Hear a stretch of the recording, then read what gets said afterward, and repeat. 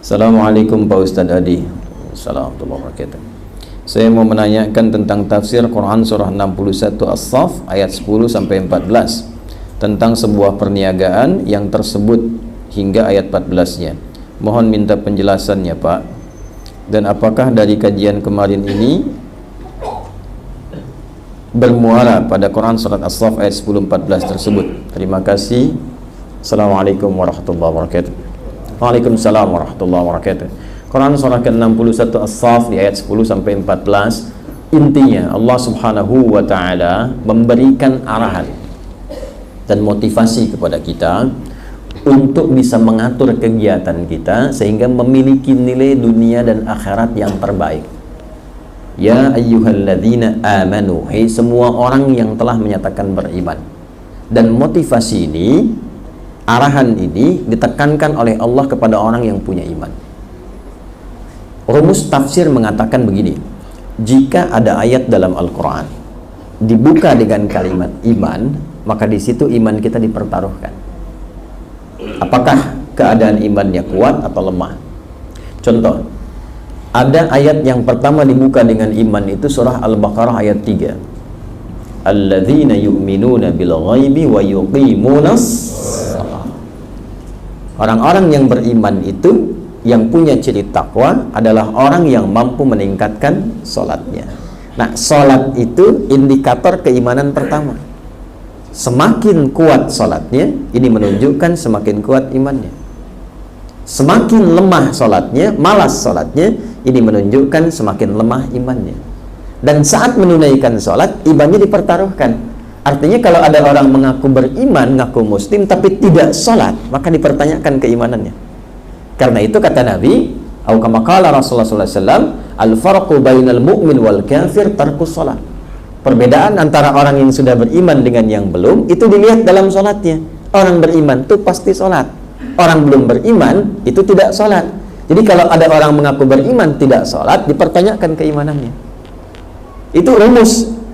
Ada ayat akhlak dibuka dengan iman. Maaf, contoh Quran surah 49 di ayat yang ke-11. Ya ayyuhalladzina amanu la yasra qaumin qaum. Hei orang-orang yang telah merasa beriman, jangan saling mencela. Artinya kalau ada lisan orang beriman, mengaku beriman, digunakan mencela orang lain, maka pada saat yang bersamaan dia sedang merendahkan imannya. Awas, hati-hati. Karena itu kata Nabi apa? Perkara lisan. Man kana yu'minu billahi wal yaumil akhir, ya, falyakul khaira au liyasmut. Siapa yang merasa beriman pada Allah dan hari akhir, maka imannya akan menuntun lisannya berkata yang baik. Kalau tak bisa mengeluarkan yang baik, dia diam. Jadi dalam Islam itu perkara bicara saja itu menentukan iman. Orang beriman itu terukur bicaranya. Ada manfaat, ada kebaikan. Jadi kalau ada orang mengatakan beriman, seringkali keluar kotor dari lisannya, ini menunjukkan ada persoalan dalam imannya. Nah, ayat ini di As-Saff Quran surah 61 ayat 10 sampai 14 itu dibuka dengan kalimat iman. Ya ayyuhalladzina amanu hal adullukum ala tijaratin tunjikum min adzabin. Hei orang-orang yang beriman, mau nggak aku tunjukkan? Ini bahasa balaghah. Ya Allah pasti tunjukkan pada kita. Cuma kita mau ngambil nggak? Ya, biasanya kalau ada ayat begini, ini menunjukkan kepada orang yang sibuk dengan dunia. Atau orang yang belum punya orientasi yang fokus, ya, sehingga perlu ditunjukkan lagi supaya tahu arah. Contoh begini nih, maaf ya, ini subuhan. Bapak Ibu kalau ada tawaran begini, ikut subuh atau ikut maraton yang dimulai di waktu subuh. Kalau maraton dapat 1 juta, kalau subuhan dapat ilmu. Pilih mana, maraton atau subuhan? Oh, masa? Huh? Kalau maraton baru datang langsung dapat 1 juta, kalau dapat motor. Kalau subuhan cuma dapat pahala yang kita dapatkan. Misal pilih subuhan atau pilih maraton? Masa? Dua-duanya. Masya Allah. Subuhan sambil maraton. Ya, selalu begitu kan manusia kan. Nah, karena itu butuh motivasi kuat untuk mengalahkan motivasi maraton tadi. Maka turunlah ayat-ayat seperti ini untuk meluruskan cara berpikir kita. Apa yang akan antum dapatkan dengan uang 1 juta itu, dengan motor itu? sedangkan ajal pun ada di hadapan kita. Bagaimana kalau sedang maraton itu baru berangkat, kemudian malaikat maut tiba, ajalnya tiba, wafat seketika. Baru berangkat, baru bergerak kaki, tiba-tiba meninggal. 1 juta motor tidak diraih, yang dapat apa? Kematian. Sekarang pilih mana? Wafat di masjid, wafat maraton. Wafat dalam keadaan sujud, wafat dalam keadaan lari meninggalkan sholat. Pilih mana? Bagi orang beriman, keinginan terbesarnya wafat dalam sujud. Nah, itu mesti terpatri dalam jiwa. Kalau tidak ada itu, nggak ada motivasi untuk ke masjid. Setelah itu Allah tambahkan nih kemuliaannya. Engkau kan yakin aku yang punya rizki, aku yang punya petunjuk, aku yang punya segalanya. Kalau engkau mau datang ke masjid saja, belum sholat subuh, baru sholat sunnah, aku berikan yang lebih baik daripada dunia dan seisinya. Rak'atul fajri khairum minad dunya wa ma fiha. Pilih mana? Motor atau dunia dan seisinya? Makanya, loh, tapi mesti yakin. Kalau nggak yakin nggak akan dapat, Pak. Bab iman itu yakin. Kalau nggak yakin nggak dapat. Makanya sahabat dulu itu memperbaiki tauhid sebelum amal. Kalau tauhidnya kuat, semua dinilai pakai iman. Kalau sudah pakai iman, sami'na wa ata'na, selesai. Sekarang itu kebanyakan sami'na wa nanyaina. Kami dengar, kami tanya. Karena banyak nanya, amalnya sedikit. Orang dulu banyak dengar, banyak amal, imannya sudah kuat. Karena itu apapun yang dikerjakan, nggak ada ceritanya nggak sukses. Nggak ada ceritanya. Yang jadi diplomat sukses, yang dagang sukses, dan semua pada tingkat tertinggi. Pada tingkat tertinggi, nggak pernah ada yang rendah. Kalau kaya, kebangetan kayanya. Betul, kalau pintar, kebangetan pintarnya. Sahabat-sahabat dulu setelah berislam, yang berilmu ya, yang fokusnya di bidang ilmu, itu belajar bahasa itu, Pak, menguasai bahasa asing, cuma 3 hari, Pak, Bu. 3 hari langsung pintar. Ibnu Mas'ud, Ibnu Abbas itu belajar bahasa Persia cuma 3 hari. Kalau kaya, nggak tanggung, kebangetan kayanya. Kan urutan tertinggi, kaya, kaya banget, kebangetan kayanya. Modalnya apa? Cuman pakaian. Abdurrahman bin Auf cuman pakaian radhiyallahu ta'ala anhu. Cuma dalam 2 tahun, Pak, jadi orang kaya. Setelah 3 tahun paling kaya. Itu hartanya digunakan untuk bersedekah setiap bulan untuk seluruh penduduk Madinah.